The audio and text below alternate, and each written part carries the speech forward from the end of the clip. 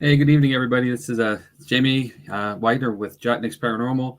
And welcome to our introductory episode of Paranormal Lens, our brand new podcast, reinvention of our former Coffee Talk podcast. And things may look a little similar because we have David Deramiti with us still. But also we have Chad Thomas, who has always been with us, but in the background. So we drug him out from behind the camera, put him in front of it, and there's no looking back. So here we are. Good evening, guys. Good evening. It's nice to see the front of Chad's face on all of his other pictures during Coffee Talk. It was the back of his head in the ball cap. Yep. He has a face. Who knew? Yep, I'm here.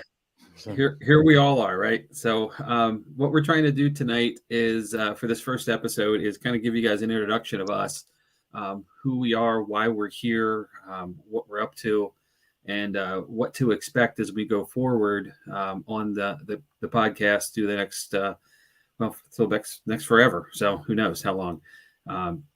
We have a lot of topics to cover. Some are set, some are as far as ideas, but we're always going to have content each week for you, something new, something hopefully fun and engaging, and something maybe you don't know. Which is, we're all learning something through this process. Each episode, one of us will be a subject matter expert, meaning that we're going to be the host, whoever the person bringing the information is about that topic. And the other two of us are going to be objective listeners, and we'll discuss what we learned, share what we're going to be doing as a team, where we are with Booby's Brewery, our home base, but also where we're going to be out in the world through the spring and summer and fall, things we have scheduled so far. So hopefully some fun, and maybe we'll see you out there. So I think I'll start this off with just explaining JOTT-NYX Paranormal, who we all are as a team. And JOTT-NYX stands for just one of those things, and Nyx is the Greek goddess of night. So it's one of those things of the night. It's kind of one of the catchphrases or coined phrases that Jerry Keller, one of our founders, he and his wife Melissa, the founders of the team, kept saying every time something was unexplainable. Like, it's just one of those things in the night, and it stuck. And there we are with the team name. And the team has been together overall 12, 15 years. As a full team that we are now, probably the last 5 or 6. Jerry and Melissa were out on their own and all over the East Coast and somewhat into the Midwest. The traditional paranormal places and experiences, the penitentiaries and the hauntings and so forth. Lots and lots of stuff. We'll have them on later and lots of stories from all the places they've been. For each of us, though, we have a personal journey, how we got here. Obviously, we like to stay up late and get into strange spaces. For me, personally, I grew up in a small town of Columbia, PA, and in the historical district in the downtown core, in a house that was built in the very early 1900s. And it was a colonial style home, not a colonial era home, but a colonial style, which had 5 bedrooms, 6 bedrooms, something like that. Very large brick mansion-y style home that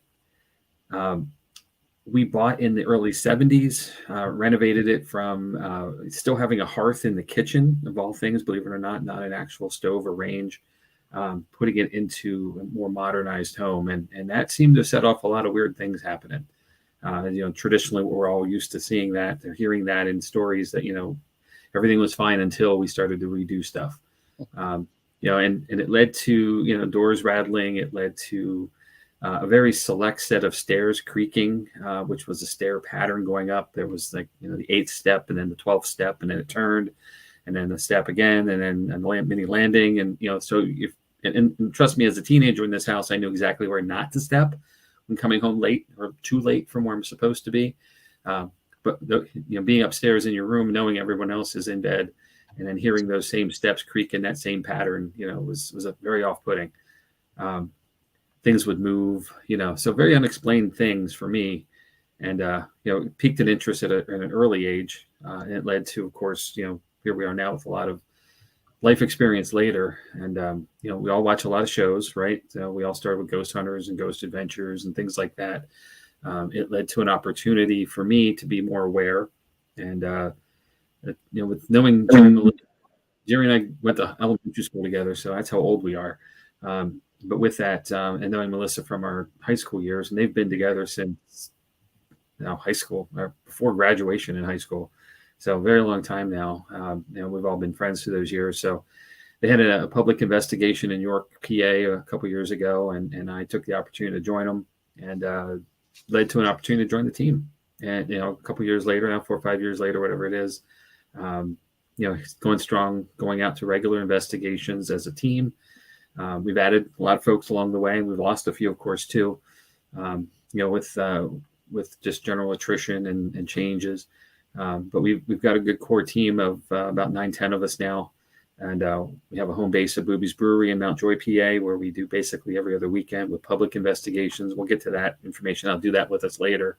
But it led to a regular thing. And before that, we did the Haldeman Mansion in Bainbridge, PA, as a fundraiser for their Historical Preservation Society, which is a really cool old house that was way old, as far as one of the first homes built in the Susquehanna, lower Susquehanna area here in Pennsylvania, and just really cool place, and glad we got to investigate it on a regular basis there too. So I probably should stop talking and let everybody else go, but that's a quick and skinny version of how I got here.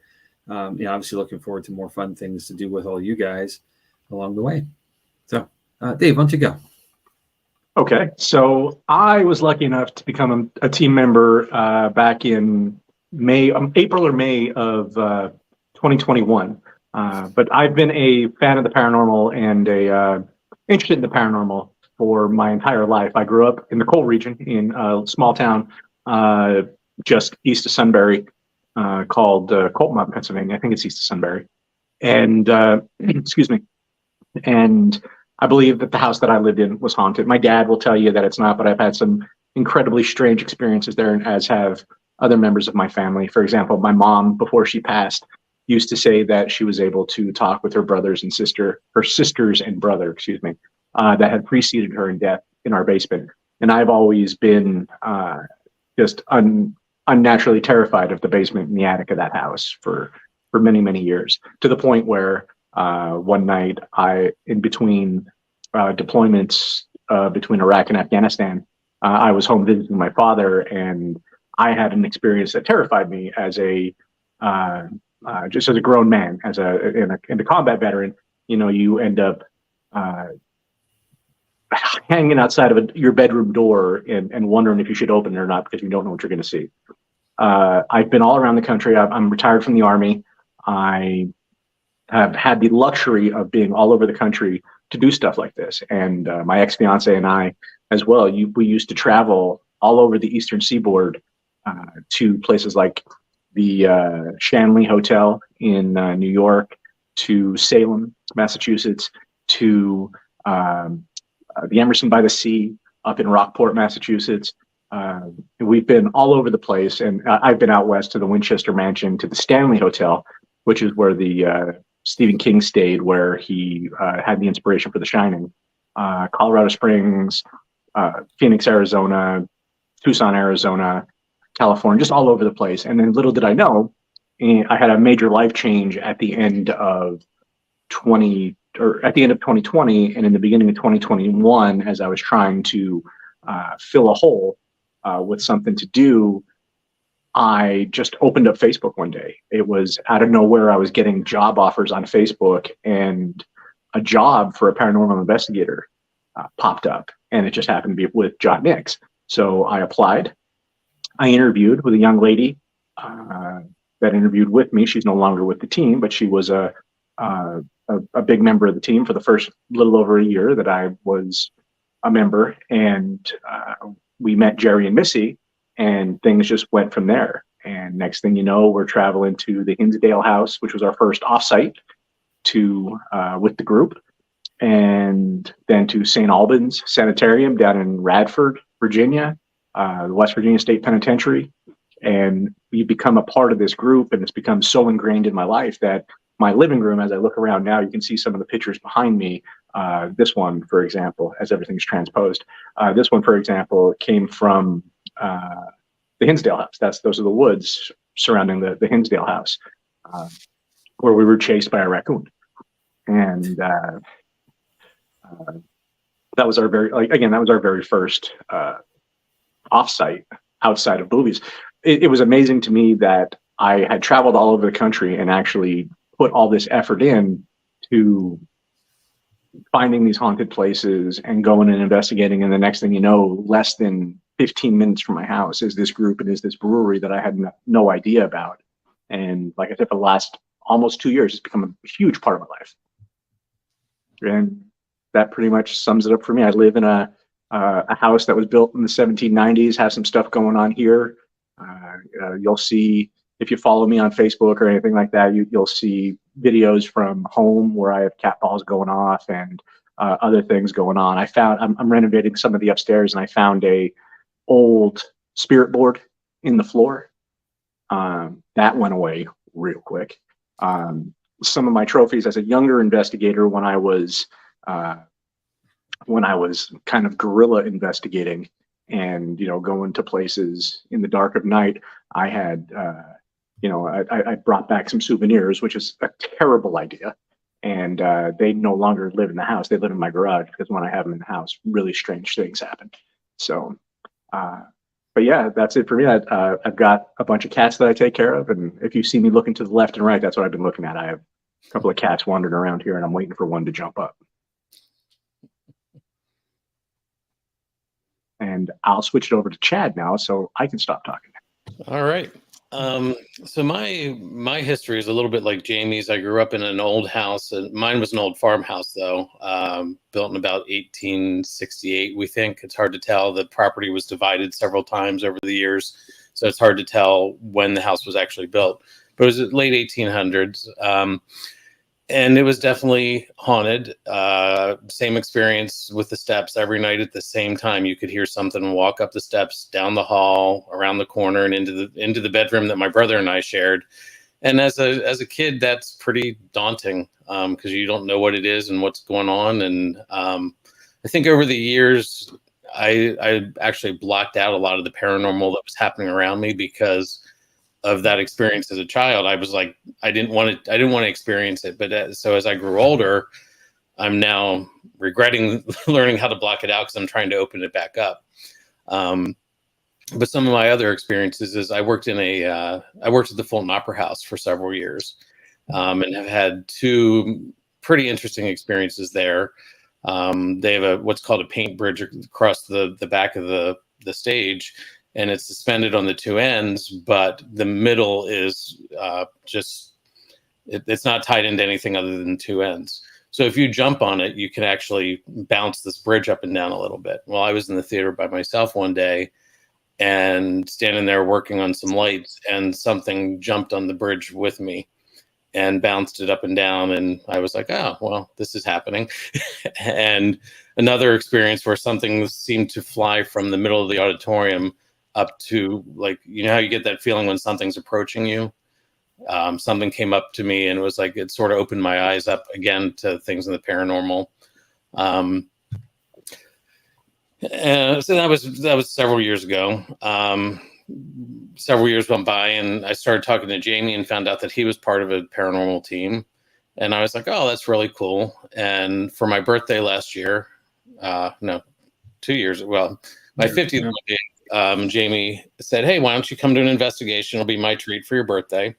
And I came along and had a really good time. I brought my camera, took some pictures, and then I kept coming back, and I kept coming back.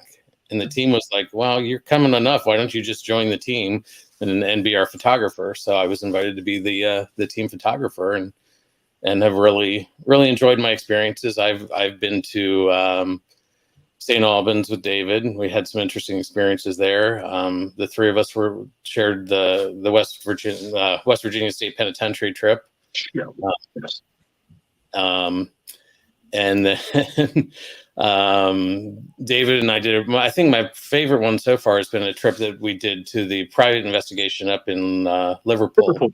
Yeah, that was a pretty interesting one. And I'm really looking forward to our next investigation, which is the Clifton Theater. I know, Jamie, you're looking forward to that one too. Oh, yeah. I was looking forward to it, but I'm unable to go now. Right. Well, So Jamie, what's been your favorite experience so far with the team? Ooh, there's a lot of things, right? So how do you sum that down? But I think one of the most unexplainable things, which makes it the most interesting, perhaps, is we were at the Haldeman Mansion one evening, and we happened to have Daryl Marston and Mustafa Galatari from Ghost Hunters with us for a special event, and another team from Virginia with us as well. And after everyone had left, we were kind of in the upstairs bedroom, the Ani's room, which is one of the young daughters of the family, the Haldeman, the original family, right off the master bedroom. And there was a blue light in the home, like in the house, and we were trying to figure out what it was. And I thought it was someone with a colored flashlight, coming across the front of the house through that, toward that bedroom and then toward us. And then it just kind of dissipated, but I kept expecting someone to appear, a person. And then as we kind of waited a while, and then I went to check. There was absolutely nobody upstairs, but the people I was with in the other bedroom. And that was seen, and then it was seen again. And then Mustafa actually he saw it and he was trying to chase it through the roundabout that the upstairs is, from the hall landing of the stairs through the bedrooms. And never quite caught up to it.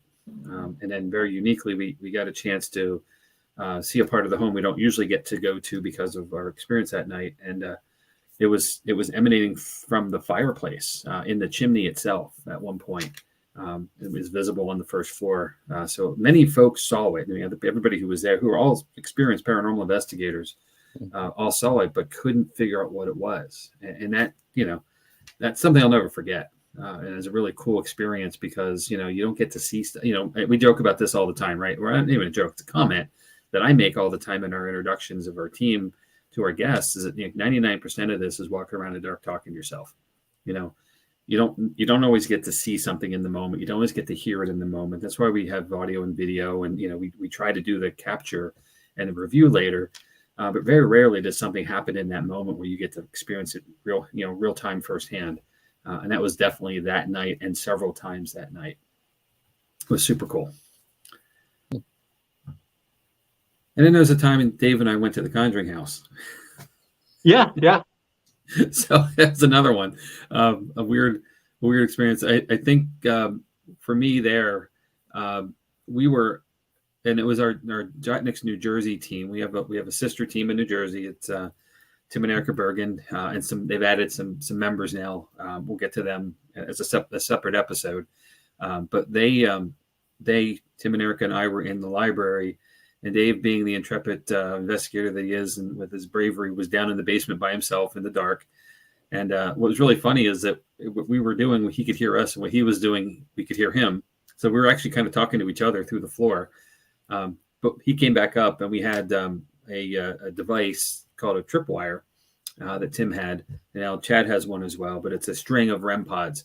We had it in a circle in the middle of the floor, and we were basically around it on the edges of the room in rather comfortable chairs, actually. It was really nice. And the call and response there was active to the side of the room that the question was coming from. And that was really cool. We have some video of that. We'll get to that in a later episode. But it was fascinating because, usually, again, things you might get a K2 going off, you might get a REM pod hit, but this was visibly going toward the person asking the questions, and not just the whole device hitting all at once.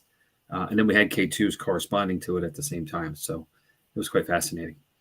Maybe the chairs were a little too comfortable for some of us. For Eric, at least, yeah. Some snoring on the other side of the room. Sorry, Erica. It's true. And we actually have 3 teams. You said we have 2 teams. Yeah. We actually have 3 teams now. Yeah, yes, it's true. Who's that other team, David?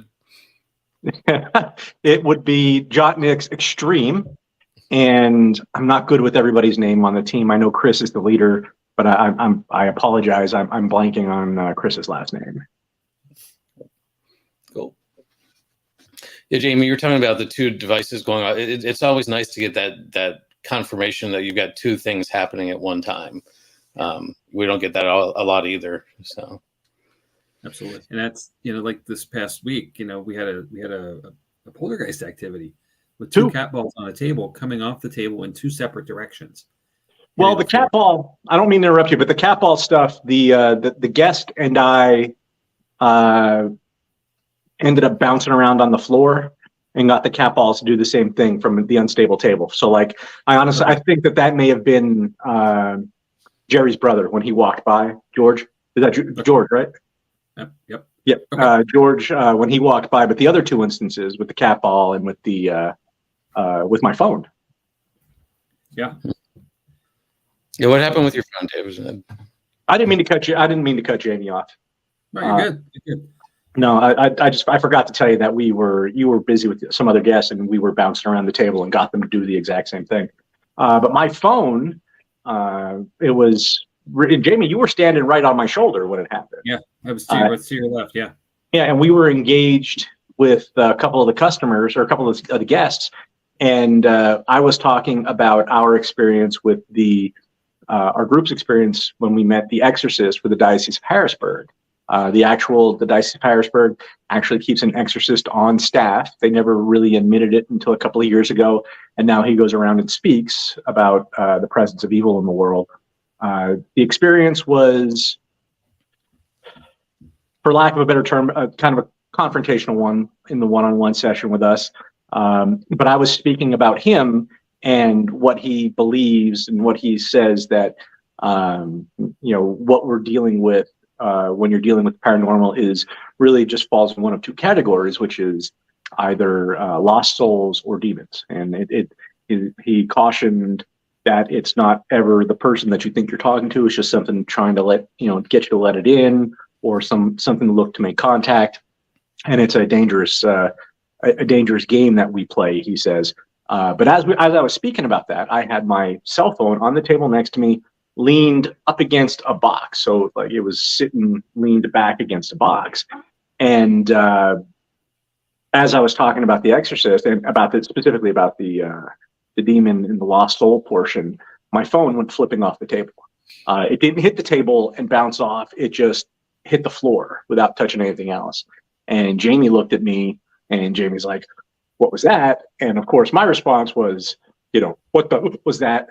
And I looked down at my cell phone's laying on the floor, and you couldn't explain it. And of course it freaked, but of course nobody was recording anything because there was no reason to be recording at that moment.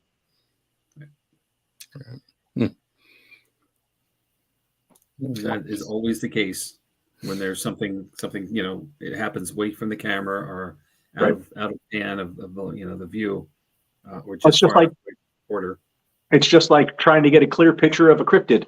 You're never out there trying to take a picture of a cryptid. You're taking a picture of the wife and kids on the beach, and then next thing you know, something with the head of a horse and the body of a snake is, rising 18 feet out of the water behind them. Yeah. Are you alluding to our first episode that's going to air tomorrow night? Well, I do mention that in the Yogo Pogo episode, yes. Mm-hmm. Yeah, I've heard this before. Uh-huh. Yeah. So, David, what's your favorite experience with JOTT-NYX so far? My favorite experience was down in St. Albans. Like as a team, down in St. Albans, when you were in the group, Chad, correct? When we went down into the morgue and then down into the hydrotherapy chambers, and the nurses station, and I got in. Of course, I've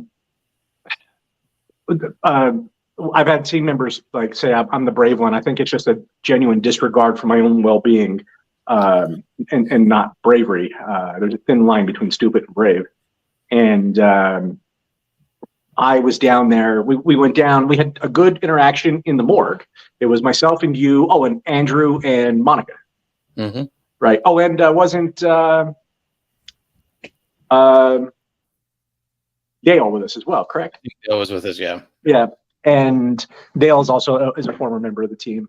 And we went down. We had a good interaction. Yeah, Dale was with us because of the clown that was hanging out of the out of the door in the morgue. St. Albans Sanitarium is also used as a Halloween haunt, as many of these places are, and so they had props set up here and there that or stored here and there that. And in this case, it was a clown, like a big stuffed clown, like hanging out of a doorway, looking at you as you're sitting in the morgue. And then from the morgue, we went downstairs because Monica got touched in the morgue, if I remember correctly, right? And then we went down into the nurses' station in the hydrotherapy area. And of course, there's a tub in like the hydrotherapy areas are tiny rooms with tubs in the middle, where depending upon the story, or like if you watched One Flew Over the Cuckoo's Nest, you know what happens in those tubs in old psychiatric hospitals. But there was a tub in the middle of this small room that was still 100% intact. So I jumped into the tub and announced at that moment that that's where I was going to be investigating from. And the rest of the group was outside. And as I jumped into the tub, I believe the flashlight or the cat ball went off because they were sitting in the corners of the room. And I got there, and the investigation of the area began, and I could feel as I'm laying in the tub. Number one, it was cold. It was April of last year. It was this week of last year. Actually, it was the first week of April of last year, because it was cold. It was like 30 degrees and snowing, and the place has smashed windows, and the wind's blowing through. It was miserable, and like you're in a hoodie and in a parka, and you're trying to stay warm. And I'm laying in this tub, and I could feel a defined, like if you ever laid on a bed on a hot summer day and turned the AC, like a window unit AC on, and had it blowing over you, that's what it felt like. It felt like I could feel that it was cooler above me. And as you guys were out in the nurses area, doing the investigation portion, with the SLS and recording and trying to get reaction and trying to get responses with the Phasma box, etc. I was laying in there, and I could hear you guys getting excited, and I didn't know why. I just kept asking, and again, this is something we'll get to in a future episode. But you'll hear me asking, "Is anybody recording this? Is anybody recording this?" And I had to be reassured constantly that you all were getting this on tape or on being recorded. And the next thing you know, like I get out of the tub, I'm like, "You got to see this, you got to see this." And they brought me the recording, and I looked at the SLS, and you could see that there's nothing standing behind me at the head of the tub, but on the SLS, you saw a stick figure standing there with its hands on my head. And at one point, I believe Andrew asked it, or maybe you asked, if he was trying to, or whoever it was trying to wash my hair, and the word bald came through, the Phasma box. So like that whole experience, that whole night, I had a fantastic time. Unfortunately, I brought something home with me. I feel like something got attached to me there. I was out of line, and I was kind of I was getting tired, and I was borderline disrespectful to, I believe, one of the spirits, and I believe she ended up making me pay for it. And because I had a terrible, terrible car accident on the way home, and it started out a long streak of a terrible streak for me for about 5 months. But that, the St. Albans experience, to include the Econo Lodge, my favorite. I thought I was going to get murdered in my hotel. Yeah, St. Albans was definitely an interesting one. I enjoyed it. I had recordings disappear. I remember that, and like my voice recorder, everything we had done in the morgue, it was definitely flashing. We were recording. I was watching the time go by, and I went to pull them up, and everything was gone. So that was interesting. And as I was driving home, I really felt like I needed to ground myself. So I ended up driving through a wooded area and getting out and walking, just because I felt like just the heaviness of that place came with me a little bit. I don't know, not to your extent, but it was definitely an interesting experience. So, well, I've accidentally brought home things from other places, like boobies. I feel I brought. Why can't I think of her name? Sally. I was going to say Samantha. I feel like I brought Sally home the one day, and I told you all about this. with a cat that got hit in the road, and I was burying it. And I came back inside, and I just had a lot of weird stuff happen right then and there, to the point that it freaked me out enough that I drove back to the brewery and walked back inside. I'm like, look, you got to stay. You can't be at home with me. I don't need this. Yep. Separation is a very important thing at every investigation. So, absolutely. What was your favorite? Chad? I really think that the place in Liverpool, I think, was my most interesting. I'm really working on developing some of my sensitivities to like feeling and things like that. And there was a lot of emotion and energy there that I was picking up on. Like that tree out front, that big tree. I'm going to call it a witness tree, because I really think it has seen a lot over the years. And going up and just touching that tree, I got this overwhelming feeling of sorrow. Like something had happened there that was really, really just so sorrowful. And I don't know how to explain it, but it was just this overwhelming feeling. But there were just throughout the night, just a lot of little things at that place that were interesting. And I would have loved the opportunity to go back again and do some more investigation, but I know it's not one we're going to be able to get to anytime soon. So yeah, unfortunately, the gentleman who set it up gave me an update on it. No, Hannah, the client, actually gave me the update on it, and she said that it's no longer available due to multiple reasons.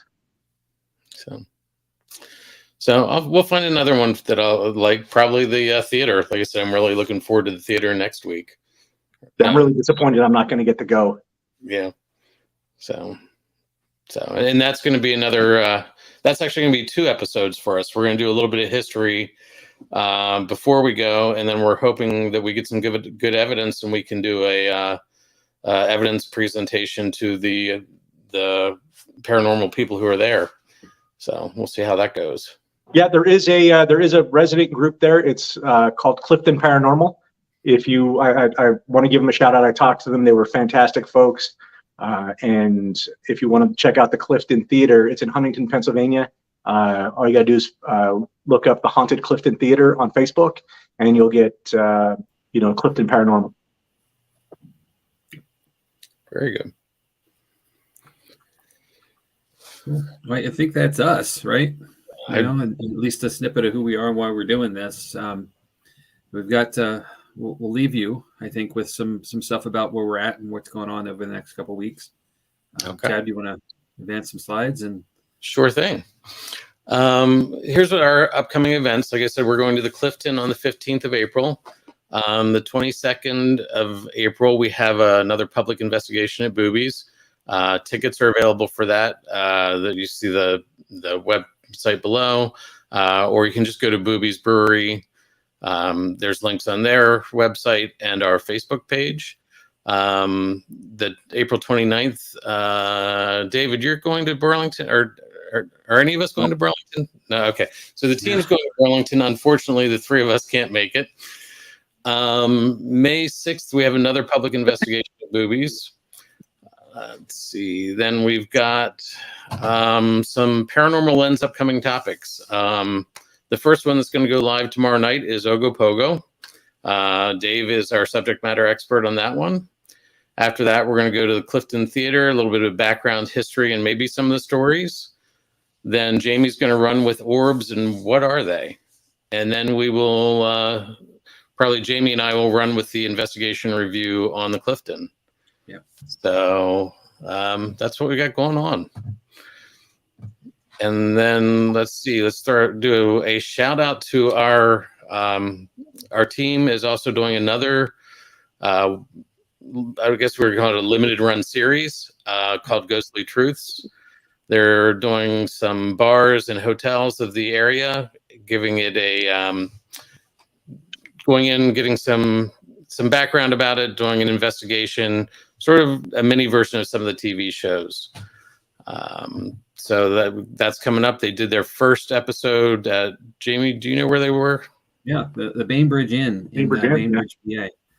It's a very, very old property, right on the rail line, which is now a Norfolk Southern line, but it used to be the major river artery going north from Baltimore and the harbor area, the mouth of the Susquehanna and the Chesapeake, all the way up through the state into New York. So it was a great stopping point for many folks on that traveling on that line, and a lot of the industrial stuff that was happening in this region back in the day. So it's got a lot of history and quite a lot of stories, of course, therefore. And the guys did a really good job of putting together some information with the staff at the place, some of the patrons, and then a lot of the video that we're going to get is them, of course, then in the investigation that they did behind it after it. So pretty cool. I'm really excited to see this. Yeah, me too. I think they're going to do at least 6 episodes is what they're talking about right now. So we'll see how that goes. Always looking for places to investigate. So Tammy, we have one of the comments. Yep. So thank you. We want to say hi to John. John said hello a minute ago. John Covey. Yep. Hey, John. Yeah, John, actually, I just finished taking a class with John. He's I'm working with him on some of my skills. So shout out to John. He's a really good guy. And then let's see, our last thing that we're going to shout out is our different social medias. We are on Facebook, we're on TikTok, Instagram, YouTube. Yep. Maybe a few more places soon. We'll see how that goes. Oh, guess who downloaded TikTok today? Me? I was convinced to download it. I digress. Does it start with a "da" and end with a "vid"? Yeah. Yeah. I broke down. So, well, hey, speaking of TikTok, Booby's Brewery's TikTok has been lighting up with some ghosts lately. So, yes, give them a like. And our own David Dare Media is star of one of the last ones, not the last one, last one they did, and also Courtney from the team. It's a blink and you'll miss it appearance from Courtney, but you'll definitely hear her. Crashing into things as the ghost in the background. So definitely check out Boobies. They have a new social media manager. Extremely engaged and works well with everybody. Yeah, having a lot of fun with what they're doing too. So as usual with all their stuff, but and Boobies is a great place to go. Grab a drink, get a meal, join us for an investigation. They do some things. They've got their dinner theater. Always Murder great. mystery. What's that? The murder mystery. Yep. Murder mystery dinners. Yep. Yeah. All the feasts in the catacombs as well are still happening, and the beer garden's coming soon. The famous Halloween party too, like around Halloween, their costume party is famous in the area as well. Yeah, halfway to Halloween, I think it's coming up at the end of the month as well. So it is very active. Everything they do is on their page, of course. So very active place, but a lot of fun to hang out as well, as we've been known to do sometimes. Perhaps planning for these episodes. So you never know, you might find us there not investigating. We're investigating some beverages. Yes, we are. So, well, I definitely want to say thank you to everybody who's watching the live stream tonight, and to anybody who watches in the future. Keep an eye out for our episodes. Like, I don't know if we covered what our plan is. We're going to do 3 short, 1 minute intros to an episode over the week before the episode, and then we'll do about a 45-minute episode on a paranormal topic, event, place, things like that. Right. Grow with us because we experience growing pains with this format all the time. For example, our first 3 reels that I did were 1.5 minutes long, and we didn't realize that Facebook capped it at Facebook capped it at 1 minute. So we had to release them on our page instead of as reels. Right. So, I think we say this. The first episode is ready to watch tomorrow night on Ogopogo, and Dave, I'm going to say it in advance. You did a fantastic job with this.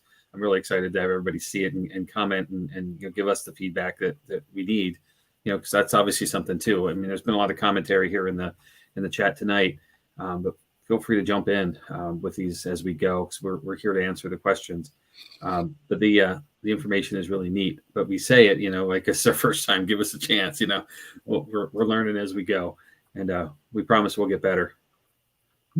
Okay. So with that, I think it's time to say goodnight, and we'll see you tomorrow around 9:30. All right, sounds good. Thanks, everybody.